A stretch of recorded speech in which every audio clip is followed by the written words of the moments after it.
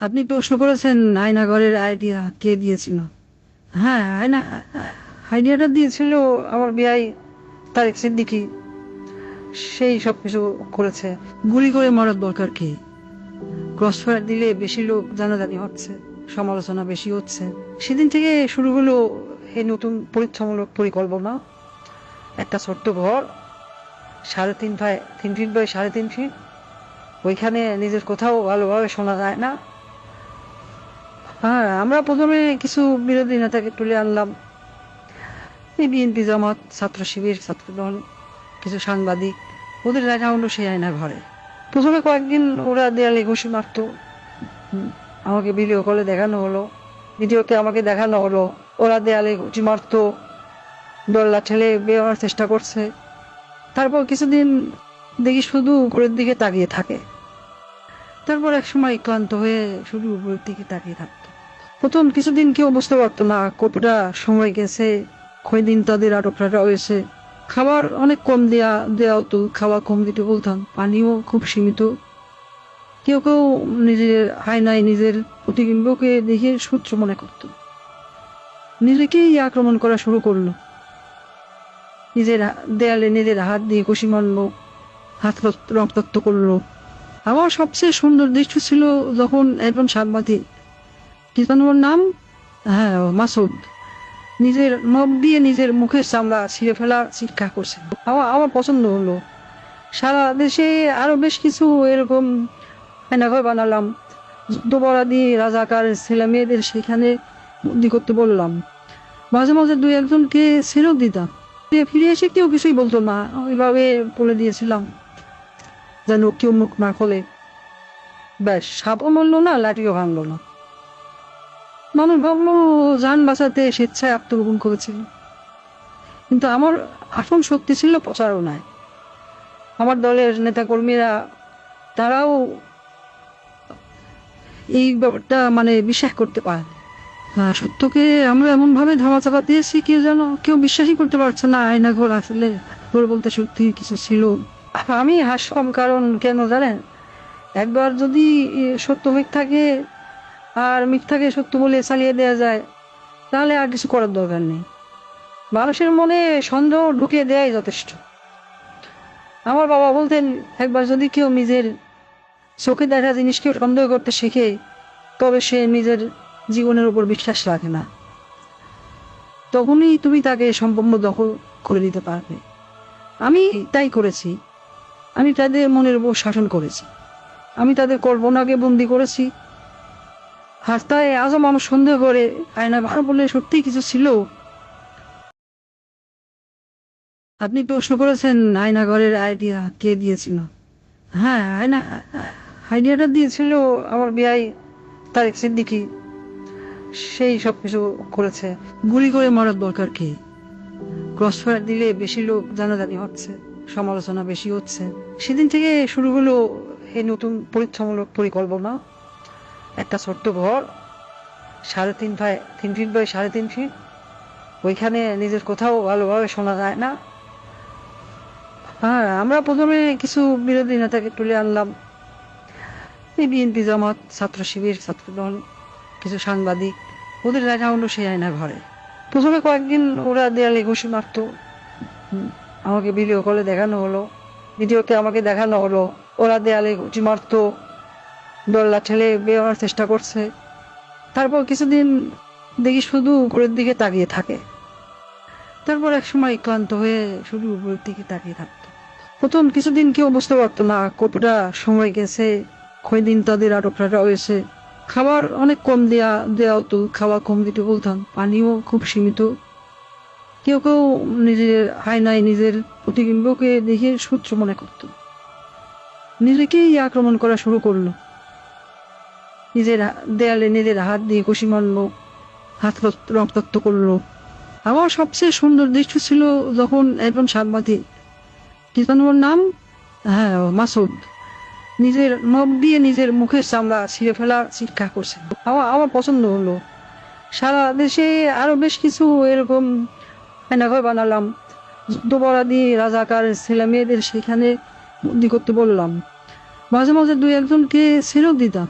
ফিরে এসে কেউ কিছুই বলতো না, ওইভাবে বলে দিয়েছিলাম যেন কেউ মুখ না খোলে। ব্যাস, সাপও মরলো না, লাঠিও ভাঙলো না। মানুষ ভাবলো যান বাঁচাতে স্বেচ্ছায় আত্মগোপন করেছিল, কিন্তু আমার আসল শক্তি ছিল প্রচারণায়। আমার দলের নেতাকর্মীরা, তারাও এই ব্যাপারটা বিশ্বাস করতে পারে। সত্যকে আমরা এমন ভাবে ধামাচাপা দিয়েছি, কেউ বিশ্বাসই করতে পারছে না আয়না ঘর আসলে ঘর বলতে সত্যি কিছু ছিল। আমি হাসলাম, কারণ কেন জানেন, একবার যদি সত্য মিথ্যাকে আর মিথ্যাকে সত্য বলে চালিয়ে দেওয়া যায়, তাহলে আর কিছু করার দরকার নেই। মানুষের মনে সন্দেহ ঢুকিয়ে দেওয়াই যথেষ্ট। আমার বাবা বলতেন, একবার যদি কেউ নিজের চোখে দেখা জিনিসকে সন্দেহ করতে শিখে, তবে সে নিজের জীবনের উপর বিশ্বাস রাখে না। তখনই তুমি তাকে সম্পূর্ণ দখল করে দিতে পারবে। আমি তাই করেছি। আমি তাদের মনের উপর শাসন করেছি। আমি তাদের কল্পনাকে বন্দি করেছি।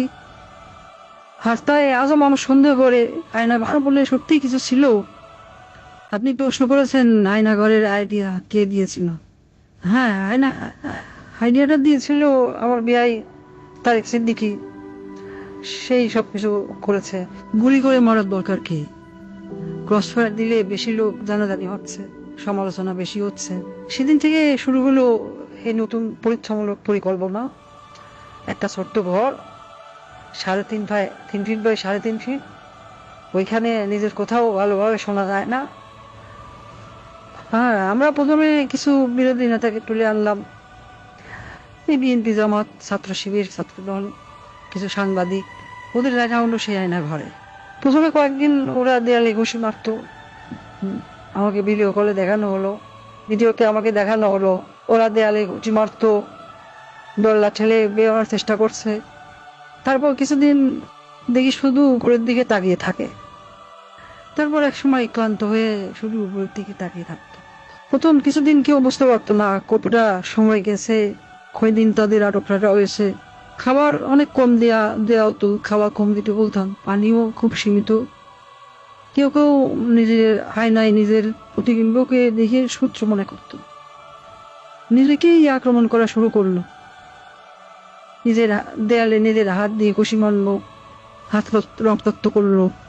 আমার সবচেয়ে সুন্দর দৃশ্য ছিল যখন একজন সাংবাদিক, কি জানো ওর নাম, হ্যাঁ মাসুদ, নিজের নখ দিয়ে নিজের মুখের চামড়া ছিঁড়ে ফেলা শিক্ষা করছে।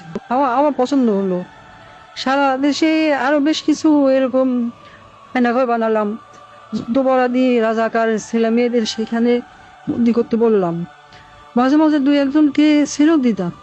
ফিরে এসে কেউ কিছুই বলতো না, ওইভাবে বলে দিয়েছিলাম যেন কেউ মুখ না খোলে। ব্যাস, সাপও মরলো না, লাঠিও ভাঙলো না। মানুষ ভাবলো যান বাঁচাতে স্বেচ্ছায় আত্মগোপন করেছিল, কিন্তু আমার আসল শক্তি ছিল প্রচারণায়। আমার দলের নেতাকর্মীরা, তারাও এই ব্যাপারটা বিশ্বাস করতে পারে।